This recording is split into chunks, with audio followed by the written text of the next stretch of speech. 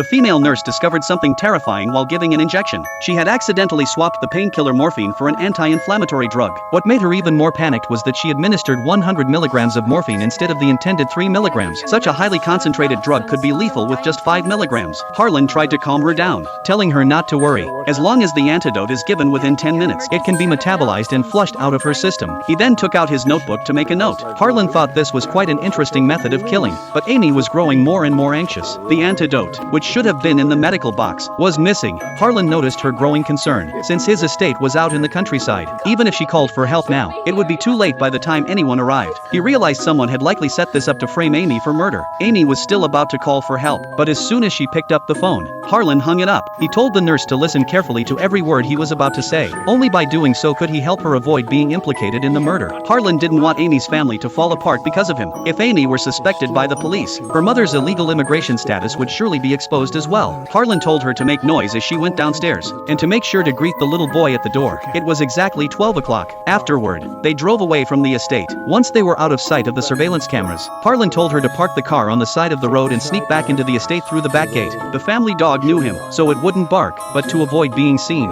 she would have to climb back to the third floor through the grid bars outside the wall. However, she accidentally broke a section of the bars while climbing. When she returned, Harlan asked her to put on his pajamas and hat. He knew that his little son would still be smoking at this time, so he managed to trick the boy into thinking she was his father. This gave them an alibi to remove her from the #1 suspect list. But Amy had a fatal flaw. She vomited whenever she lied. Harlan warned her not to lie. She could tell part of the truth. Afterward, Amy retraced her steps, but to her surprise, as soon as she came downstairs, she ran into her great-grandmother.